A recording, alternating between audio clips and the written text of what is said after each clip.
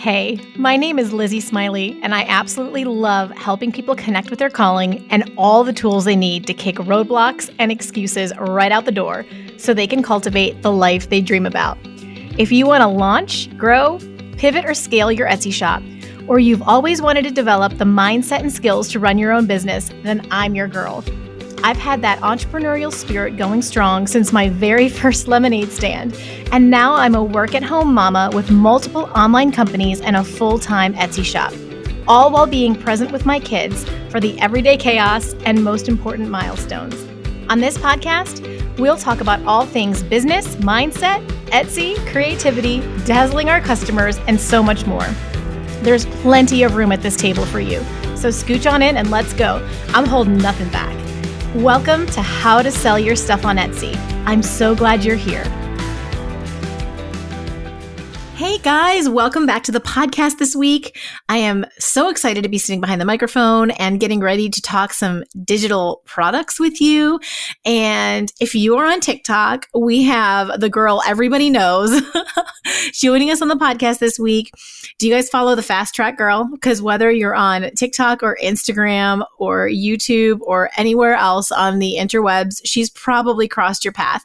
And she's usually in something really cute and pink, and she's like a beautiful but better than Barbie. Like, she's just adorable. And so we have Kierra Butcher with us today, the Fast Track Girl, and I've been really excited to chat with her because she's so prolific. She creates so much content. She influences so many people in the best way, and she's one of those really quality Etsy coaches. She loves to play team and really believes that there's room at the table for all of us, and she cares so much about integrity. So I have been really excited, not to mention, who doesn't love to geek out about digital products on Etsy?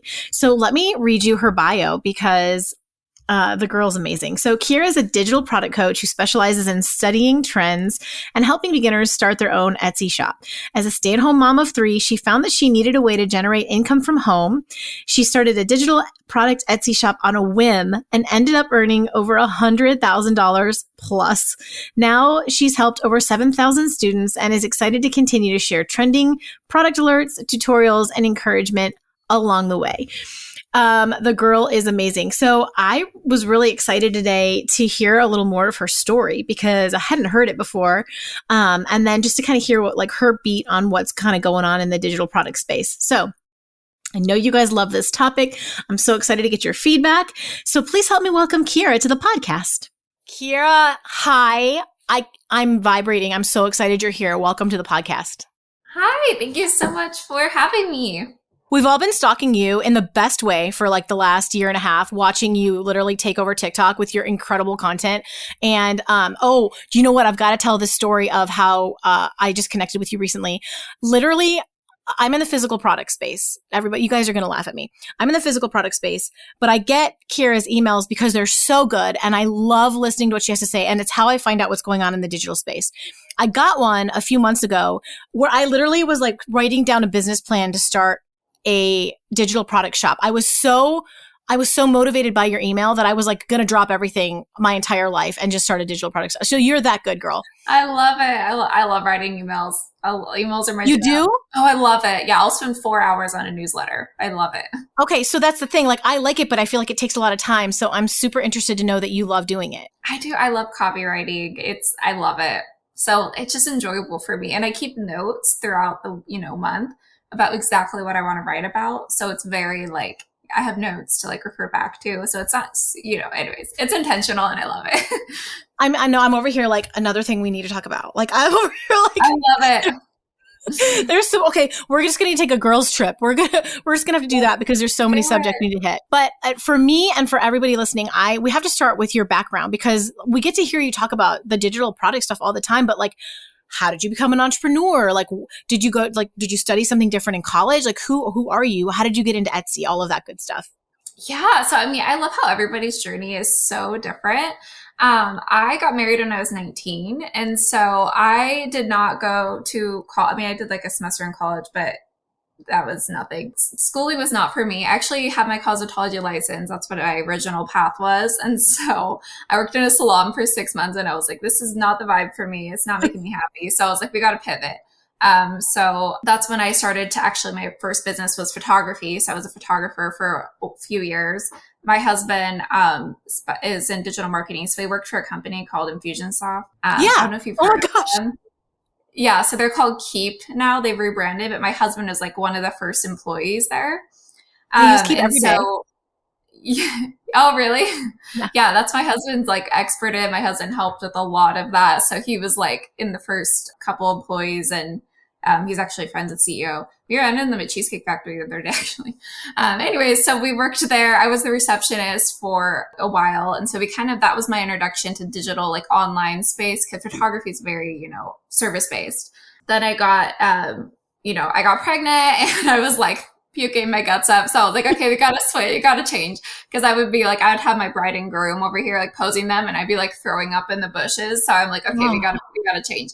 So, I started an Etsy shop, my first Etsy shop in 2013, and I did invitations. So this is before Canva though. So this is me in Photoshop going back and forth with my customer, like painstakingly doing little edits, like so it got really frustrating at times. I did offer printing too, so I did digital and printed invitations, and it was really great for a while. I really enjoyed it, and then I had another baby, and I put it on vacation mode, and everybody knows like vacation mode's the kiss of death when it comes to Etsy.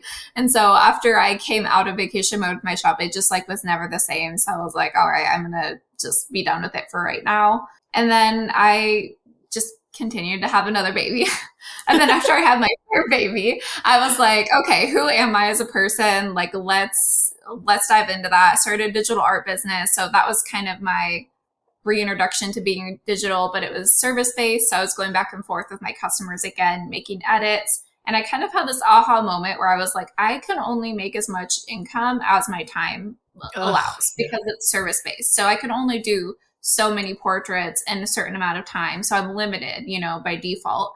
And so I hired a couple of girls to work with me. And so they were absolutely amazing. Some stay-at-home moms. It was so lovely working with them. So that kind of helped me, expand my, my opportunity a little bit. But it did get to the point where I was like, this is no longer making me happy. I really kind of got into a depressive kind of thing because my, that digital art business was around memorials.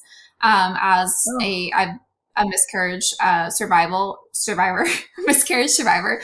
So I've had, a lot of miscarriages. And so that was what this brand was built around, was like grief and processing grief and awareness and stuff.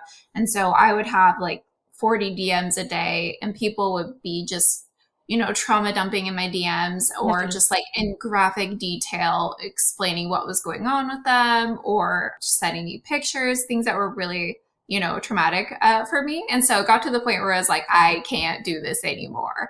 And so I knew I needed to pivot, but I didn't really know what that move was going to be. I knew I wanted to get out of the like customer base. I didn't want to have customers anymore, like that I had to do service based. I also was doing print on demand through this brand. So I had merch that I sold with that brand. So it was kind of different. It wasn't like I just had like a print on demand shop. It was that it was supplemented through my personal brand. So I was doing print on demand. My biggest print on demand seller was necklaces. It was really great, really meaningful. But I was like dealing with a lot of issues with print on demand, where like shipping was getting, would get messed up. Packages got lost in the mail. I had like the people like got the wrong thing. Like things got sent out wrong. This was before order rerouting too, which Printify since added.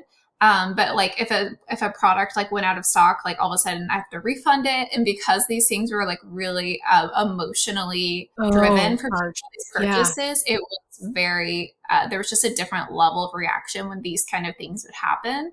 And so I knew I didn't want to do print on demand anymore. It was just becoming such a headache. I hired a full-time customer service rep to run that part, because it was a lot. When you're doing high volume, you'll naturally have more issues, but like, it was like, okay, like I can't do this anymore. And so, like I said, I kind of got into a little depressive episode trying to figure it out. And I had remembered that for this business, my digital art business, I had bought Instagram templates on Etsy for my digital art business, like, year before. And when I bought the templates, I remember thinking to myself, like, this is such a genius business model. Like, she literally just lists these and makes passive income. She doesn't really deal with customers much. Like, I remembered thinking that. So I remember back to this and I was like, I could totally do that now that I've been running my, business through Instagram for, years now. I know like what templates would perform best. Like, I understand that. So I was like, I can totally sell Instagram templates. I was like, it's probably too late because that was like a year ago that I had ran into her shop. But I was like, you know what? I'm just going to try it. Like, why not? I need something else. And I love this business model. I didn't even tell my husband. I'm just going to go for this, which kind of tracks my personality. And so I was like, okay, I just open an Etsy shop. And so I made some Instagram templates and I put them up, and I literally thought it wasn't going to work. Like, I was like, there's no way this is going to work. This is just going to be, it's too late probably, but I'm just going to try. So I put it up there. And then, a few days later, I got my first sale. And so I was like, wait. So then I told my husband, I was like, if I make like even $100, like, that's cool.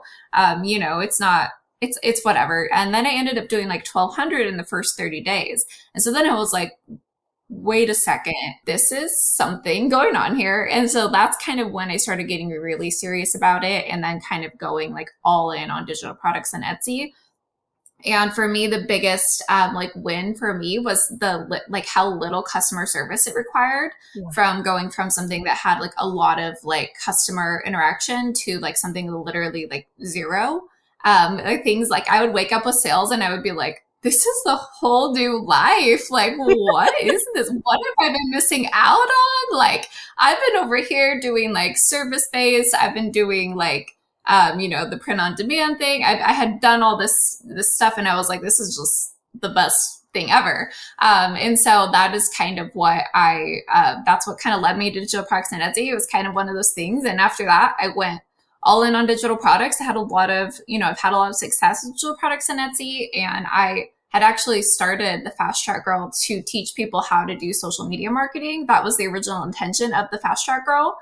So if you scroll to the bottom of my feed, like, you'll see I'm like teaching you like how to edit videos and content, whatever. No but I posted one video about like, hey guys, I was like, I started selling digital products on Etsy. Here's like what I made in my first 30 days. And I flipped the screen and it just showed my Etsy dashboard. And I was like, so yeah, it's not a ton, but like, it's pretty cool. And then it blew up. That video just completely blew up, and I had so many people. This is when you had like 30-second videos on TikTok. Like, it was like you had to be like really brief in your responses, and then just everybody was like, wait, how do I do this? What do I do? And so that's when I started teaching people about how to do it just in 30-second increments on TikTok. Like, go to the next part 2, part 1, there's a million parts. So people were like, this is so inefficient. They're like, can you please put this into something a little bit more like digestible? And so that's where I went. And so that's kind of my journey that brought me where I am today.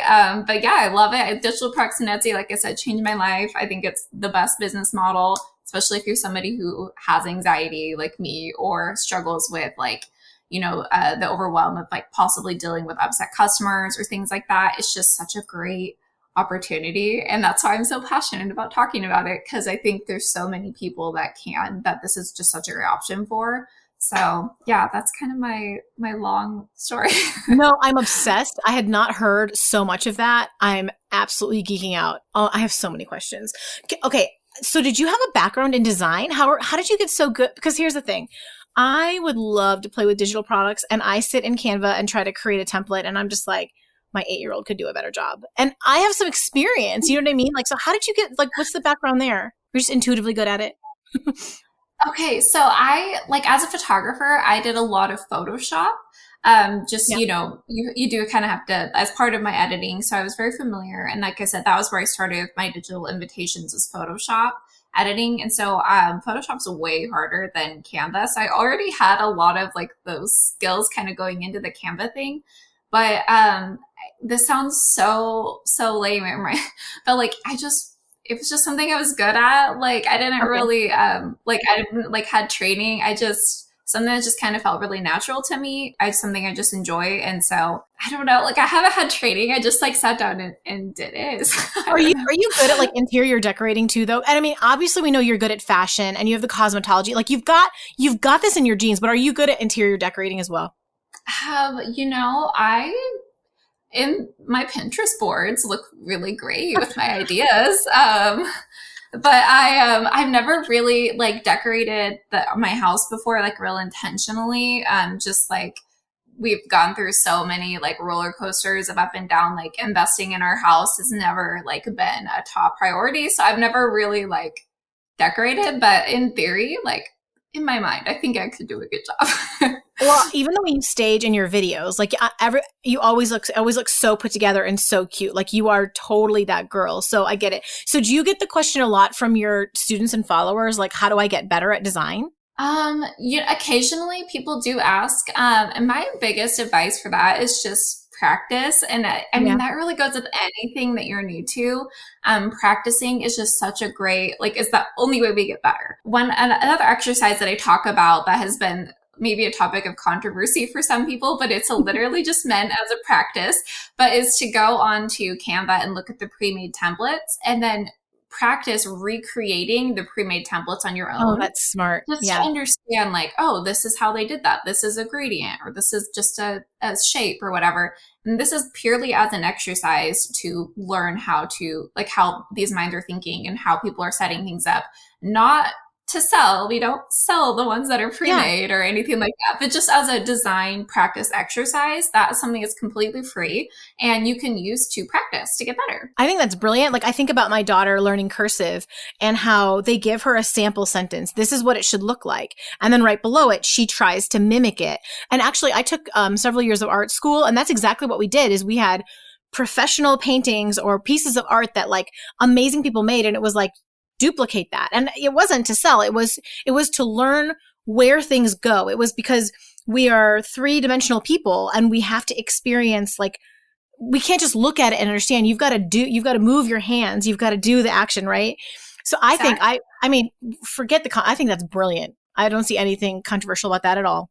I think you're right on the nose with that. Like we learn by, practicing imitation is such a great form of learning. I mean, that's how we learn to speak. That's how our kids learn. They hear from us. Like imitation is such a good way of learning. I think the only part of controversy is that some people don't understand that I'm saying don't sell those ones. And you delete, right? Yeah.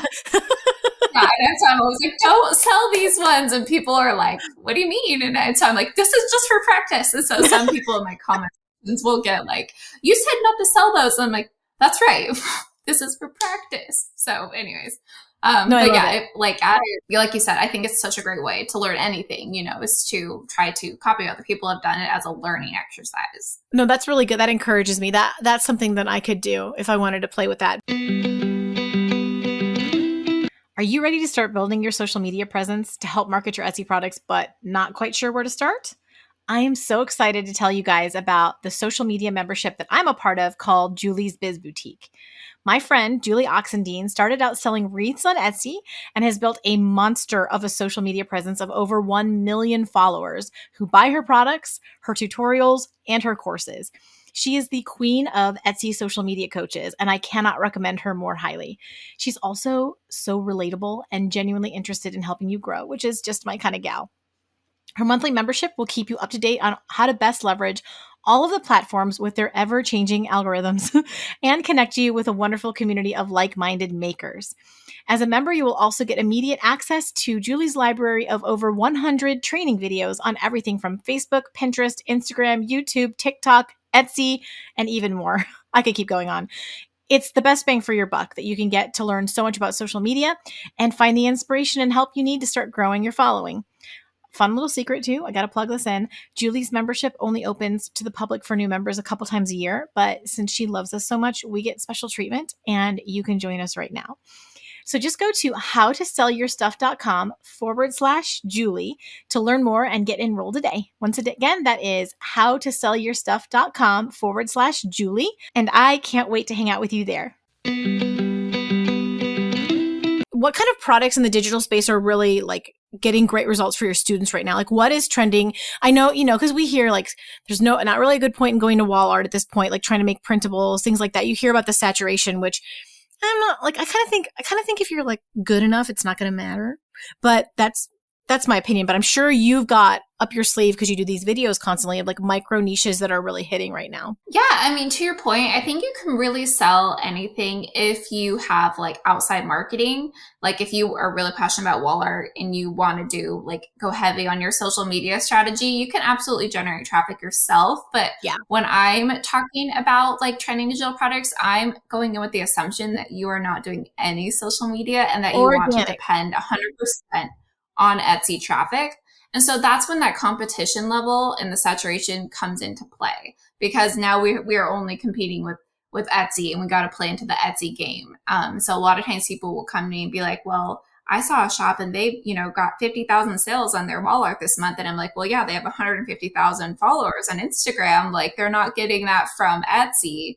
You know what I mean? So as I look at these trending digital product niches, I'm going in with that assumption that you're only doing Etsy for traffic source. And so that's when that competition comes into play and the search volume comes into play. So I like to look at those things when it comes into, I don't know if there's necessarily like an untapped market. I feel like at this point, there's kind of everybody's kind of done something, but there are things that are a little less, you know what I mean? We can focus on those. So a recent hype in my communities is the Notion templates. I've been talking about them. I think those ones are a great opportunity right now. And that not a lot of people are really doing it, as of right now. The Twitch niche is something I tried to teach myself how to do Twitch templates, because I was like, this is such a good opportunity. But then I was like, okay, this is not for me. But if you have that talent and you know how to do that, like such a great niche right now. Another thing is always just playing into those seasons, like anything seasonal when you're first getting on is such a great opportunity. The only downside of seasons is that it's seasonal. So like you could have a really great Christmas product and then come January, you're like, where did my sales go? And it's like, season's over. So that's the only downside. But SVGs are definitely a really hot product as well. Some people always ask me like, do you think digital products are going to go anywhere or go away? And I was like, digital products are always going to be relevant because we live in this digital age. It's just going to keep growing. Like right now, a hot product on Etsy is like Chat GPT prompts or AI prompts or Midjourney prompts. But like a year ago, that was completely irrelevant and nobody was selling that and it wasn't a thing. But now it is.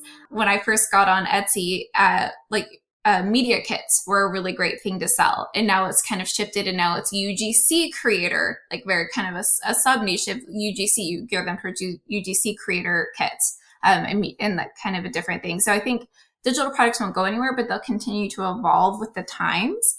And as we, and I always say like innovate or die. And so as we keep innovating and staying on top of what is trending, that's where we're going to keep having success. So I don't think digital products will go anywhere. I think we'll just keep getting more and more options and more niches that aren't available today, but might be in a year from now, might be booming. So it's just keeping track of those kind of things that I think is just the best way to keep rocking and rolling digital products. I completely agree. And I think it's just a matter of like staying on top of the trends, which is literally why I follow you and why everyone needs to follow you, is because you are so on top of it. And when I want to know like what is happening, I just go look at your most recent, probably 10 TikToks. And I'm like, okay, because I had never heard, okay, you tell me the word Notion and I'm thinking sewing notions. The little accessories that you use for sewing. So I'm like looking at your TikTok and I'm like, what is a Notion? And I had to go. So guys, it's apparently an app, right? Or like a piece of software. Do I have that right? Okay. So yeah, it's an app. It's a website. Yeah. Okay. So what would a Notion template be? Is it like a background, like a wallpaper kind of thing? Or is it like a sort of like a checklist kind of thing? Yeah, it's a digital planner kind of interface. And so it's where you can house your like checklists, like you said, your ideas. It has a lot of like different like tables that you can create, kind of like Google Sheets combined with like GoodNotes. Okay. That would be kind of the best comparison I could come up with. A lot of businesses use Notion as like a team collaborating space as well. And so because it is just becoming, I think, more and more relevant, more and more people are selling these. I know, like, I just barely started using Notion a few months ago, and now it like literally runs my whole life. And when I started using Notion, I like went on to Etsy and I was like looking at templates to buy for my own self, because I was like, I want a template for like my social media planner or whatever, you know? And so it was just interesting I ended up just making my own. So then after that, I was like, oh, well, these are like, that's a great idea. Let's just sell Notion templates. And then I looked into the data and I was like, oh yeah, like this is amazing. So it is more technical. So if you struggle with Canva, you probably won't enjoy Notion. I mean, like I said, though, you can practice and maybe you will be amazing. Like anyone can get better at anything. So if you're really passionate about it, like go for it. Like you can, I believe in you, like you can learn how to use it, but it is just something a little bit more technical when you're first getting started. But yeah, even if you're not selling them Notion, guys, like it's how to run your life. Like it's amazing. Plug for Notion. So what kind of file type is that you're creating for them? Like a PNG or a JPEG, or is it something else? It's like a share template link. So kind of like when you share a template on Canva, you sell this link. It's the same as like sharing, or if you've ever like tried to share a Google Doc or a Google Sheet or anything, you give the people the link and they click that link and it opens up in their account. And so that's what you're selling with Notion is the share template link, and they click it. It opens up in their Notion account, and then they can use it for themselves. It won't change the original. So, I mean, God bless Canva. Canva's doing all the heavy lifting for us then, because so you go in there and you literally when you're setting up what you want to create, you say Notion template, and then literally Canva's got all of the code written into it. No, it's not integrated through Canva. Sorry. I just meant like similar to the Canva share template feature. Sorry, that's what I meant. So Canva has a share template feature, and just similar to that, Notion has its own share template feature. I was just trying to like draw a parallel, but Notion has its own share template feature, and so that's how you share it. So yeah, I'm totally geeking out. So do you create the templates within Notion, and then you create the share template and you sell it? Mm-hmm. Yep, that's exactly right. Wow. Oh my gosh. Oh, Kierra, my mind has just expanded. Huh. Okay. So, yeah. I've probably gone down that rabbit hole more than I need to. And that's I was also going to ask about untapped opportunity in digital products, but I feel like you just hit that. Are there any that you kind of tell your students, like maybe niches within digital products that you say kind of stay away from because they're so saturated, like especially if they want to go just organic traffic on Etsy? Yeah, I mean, you are probably already familiar with my my advice to stay away from wall art. It's definitely one of those things. I don't feel like the opportunity is what it was 10 years ago. And so I would definitely, if you're just getting on Etsy, I think a lot of people fall into that trap because it seems so easy to make, to like go onto Canva, put like, some people will try to like put one element on it or a couple elements on it, some text. And so it seems really easy to make, and it definitely is. But it's so competitive. So you could list 100 of those and never get a sale. And unfortunately, if you look at my recent video about it in the comment section, you'll see so many people echoing that experience of like, I was trying to sell these for a year and I got one sale, or 3 months and I never got a sale, things like that. And so that's just one of those things that I discourage if you're doing organic Etsy traffic, that I don't want you to put all this time and effort in and then not see that payoff. And I think that's something that could happen with. And I always want to say there are those unicorns out there. So I know that that sometimes there's the one-off things, especially if you're a real artist, maybe that's different.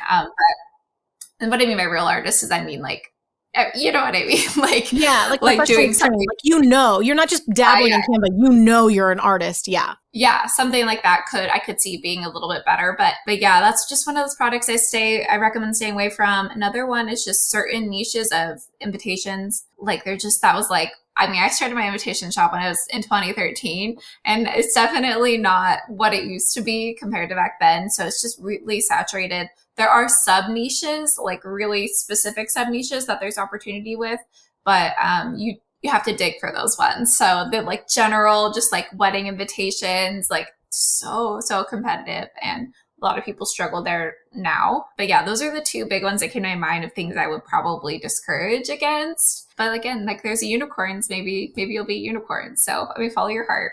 And you never know. I think it's all about the micro niches over just like anywhere else. Same in like the print on demand space. So I had a digital product shop for a little while in maybe like 2017, and it was all printables for like weddings and baby showers, like the ones that they would print out that were all themed the same, that they could like, this is your gift table, this is all of that. I was, a little newer to it. I had my sign shop at that point, but I ended up turning it off because I didn't know anything about trademark violations at that point. And I did a printable sheet that had like how many Legos are in the jar. And I got a cease and desist, and it scared me so much I turned the whole shop off. Oh no, I could totally see how scary that would be. I think now I don't bat an eye. I'm like, oh, sorry, like. No, I think you're not alone. I will say, like, that is something that people do have a big concern about when it comes to Etsy. People want to make sure that they're not violating trademark, because that is something that can be really scary. And there are kind of those hidden ones, like some people, like there's the obvious ones like Disney, Mattel, like things like that are, that are kind of obvious. There you go. They're kind of more known to be trademarked. You know what I mean? Even things like lyrics, like Taylor Swift lyrics or whatever, like trademarked. Taylor Swift owns a lot of trademarks, by the way. Like Shake It Off, trademarked. Like there's so many different trademarks. That's hot, trademarked. But there's also like a lot of like those hidden ones that you might not think of, like Superhero, trademarked, Q-tip, trademarked, onesie, trademarked. So like Baby's First, like Christmas, trademarked. Merry Christmas has 8 trademarks on it, actually. So just like people have a lot of concern about like making sure that they don't get those trademark violations. And so you're definitely not alone with that. Someone in my Facebook group actually commented that she got her first violation, and it was over the term bullet journal, and she didn't know that was trademarked. Yeah. And so she got her listing deactivated, and I was like, so that you're not alone in that experience. I think it's definitely happened to a lot of sellers. And, typically when this happens, like if you like remove the listing, you're okay. Or if you, change it, you should be okay, as long as it's not like a repeat thing. And if you want to check on like US trademarks, you can just go to the US trademark database and type things in. So it's not, so don't let that discourage you from getting started. No, we talk about it all the time now. Like back then, I didn't know to search. Like I knew not to use someone's song lyrics or, a Disney character. But to me, Lego was an everyday word. I wasn't thinking that that's like, you know what I mean? To me, it's like Kleenex or Q-tip, like you said. I wasn't thinking. So now, of course, we teach all the time to use the uspto.gov and search for it. It's much less of a big deal. But back then, oh my gosh.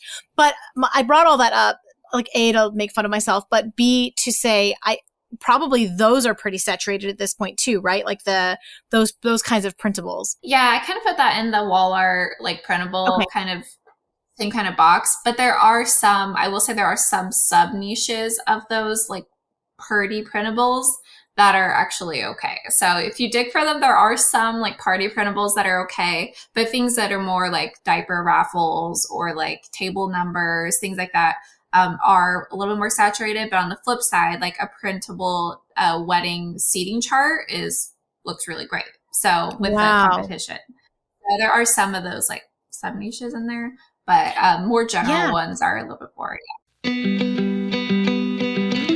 Hey, my friend. I'm just checking in to see how you're doing on your Etsy journey. Do you have all the support you need? I'm so honored that you're here listening to the podcast, and I want to make sure that you also know that I have a bunch more resources that can help you with your specific questions over in the resources section of my website. Whether your focus is print on demand, digital products, handmade items, and even more, there are tools and freebies and courses specific to your product type that are made by experts that I have already vetted for you. I don't know about you, but when I started my Etsy shop back in 2016, I was a busy mama, and I didn't have oodles of time that was spare that I could just spend spinning my wheels trying to figure out Etsy completely on my own. I needed someone who knew what they were doing to teach me as efficiently and effectively as possible. And as soon as I was able to leverage the knowledge of an expert, I'm telling you, my personal results on Etsy went through the roof. Sales went literally from crickets to cha-chings within a week of implementing all of those things that I learned. So if you're looking for that kind of help, you want to get to the bottom of it. You want to get moving and grooving, where somebody who knows how your niche works on Etsy can show you the steps to start getting sales. Come on over and visit my resources page at howtosellyourstuff.com/resources. And I'd love to connect you with the perfect expert for your business. I know their expertise will make all the difference in the world for you. So once again, that's howtosellyourstuff.com/resources, where you can find answers to your specific questions.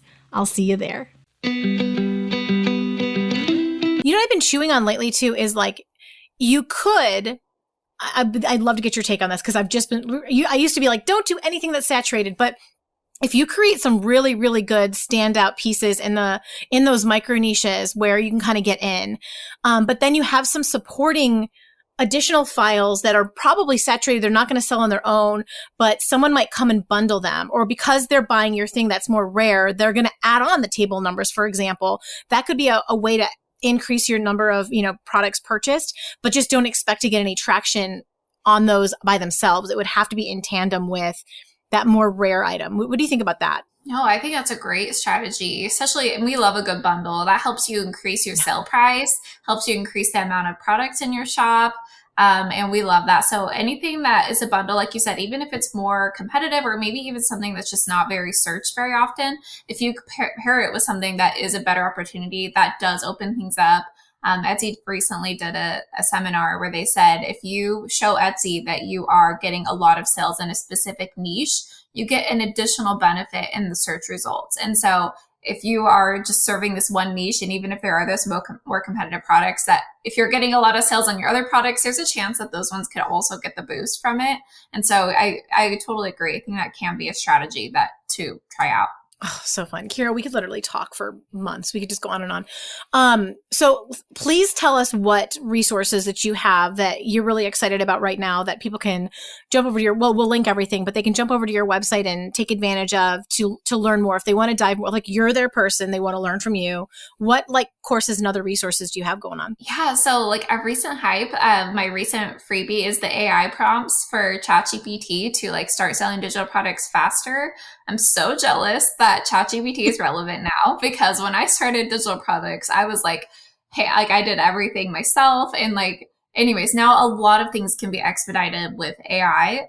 There's still, obviously, you're going to still have to do some things yourself, but that is something to, AI is not going anywhere. So let's utilize it. And so that is a recent freebie that I have, and people are just loving it. And I definitely recommend taking advantage of that tool that's there for us.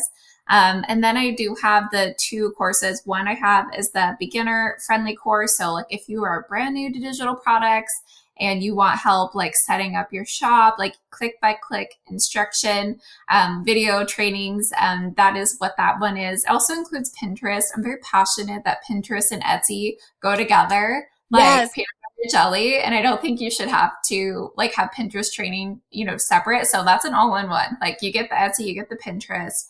And then you get access to our exclusive community that's over 3,000 members. And this is a very active Facebook group. It's not here's a Facebook group and there's one post a month. This is a group that you can collaborate with and post. Your questions will get answered. I get in there every day, but also a lot of other amazing, successful sellers are in there and to provide feedback and encouragement. And so that's just that's one of my favorite things that comes with, any of my courses, that the community in itself is so amazing. And then I have after creating that course and hearing feedback, a lot of people were like, I just don't have time to actually implement all of this, or I don't feel creative. And so that's when the Done For You course was born. It's for creative, for people who don't feel like they have a lot of time, or they don't have a lot of confidence with designs. If, staring at an empty canvas, trying to come up with a design idea is overwhelming for you, that's what that was created for. So to just be completely done for you, starter designs, listing photos, SEO, listing videos, everything's just created for you to just copy paste into an Etsy shop. So those are the kind of things that I offer right now that I'm really excited about. I really want it to be as easy as possible and take out that overwhelm. One of my pet peeves is when I'll go watch a tutorial on YouTube for something and then they miss over a couple of like steps. Like they do a click, but they don't explain it. And I'm like, wait a second, I need step by step. And so I'm very meticulous trying to make things like if you were a beginner, you will feel at home here. So that's kind of what I have going on. And yeah. No, that's amazing. I mean, you are one of the most valuable people to just follow for just everyday information. Your emails are spectacular. I feel like every time I turn around, you've got some new freebie that you're giving to your email people. Honestly, Kierra, you're just good people. And then I love that you've got like, if you want to learn, I'll show you click by click. And if you want it done for you because you're busy, here you go. Like you're just, look at you, like Mother Teresa of the digital product world. Where are the best places for people to follow you and connect? I mean, you could just say everywhere. You're literally the fast track girl all over the internet, but what are your favorites? True. I am on pretty much every social platform, even like those offshoots like Clapper, like you'll find me there. But I definitely hang out with TikTok is my main hub. So TikTok's my main hub. My Instagram is my secondary hub. I don't do any private messaging, but I welcome comments and things. I try to do video responses to a lot of comments on TikTok. So it's definitely the best place to come hang out with me on is my TikTok account, but I do get on my Instagram stories every day if you just want more like my random thoughts on things. Okay, and then I need to ask you, how do you make time to create so much content? So I've had a nanny for like 3 years. And so that's really what allows me to have that time. But before I had a nanny, I would put my kids to bed and then I would work for like 4 hours at night while my kids are sleeping. So if you go back to the beginning of the Fast Track Girl, you will see like every single video was recorded at my kitchen table at night. That is how I did it. So I put my kids to bed. I would work for like 4 hours, go to bed at midnight, wake up and get my kids ready for school in the morning. And so that was my vibe for a long time. And then as my business grew, I've been able to have a nanny. And so that's allowed me to have a lot more time. But my husband and I also both work from home. We both do businesses from home. And so we're able to kind of like, yin and yang our time. So, yes. So that helps too. I'm super impressed. You're just so prolific. Like I said, I sit back and I'm just like, man, I thought I was good, but she puts me to shame. It's really, you're such a joy to follow, Kierra. Well, thank you so much for being here with us, for everything you're doing for the Etsy community, because it's a lot and you're probably not as appreciated as you should be. So please know that I adore you. I'm cheering for you. I want my entire community to know exactly who you are and go follow you. And just thank you for coming today. Oh, you're so kind. Thank you so much for hanging out with me. We could geek out all day long. So guys, thank you for being here. I hope you have been enjoying this little kind of fireside chat. Kierra's the queen of digital products. So go check her out. You're going to go down a rabbit hole is what you're going to do. So I will talk to you guys next week. I love you so much. And in the meantime, go make something awesome. Bye, you guys. And that's a wrap on this episode of How to Sell Your Stuff on Etsy. Thanks so much for hanging out with me today. If you're looking for more resources, head on over to howtosellyourstuff.com, where you'll find podcast show notes, all the links from today's episode, the blog, courses, coaching, and more. If this episode was helpful to you, awesome. The greatest compliment I can receive from you is a rate, review, and subscribe on this podcast. Not only will it allow us to connect again on a future episode, it lets me know I'm providing you with value and helps other people find this content more easily. From the bottom of my heart, thank you for your support. Have a great day and see you next time.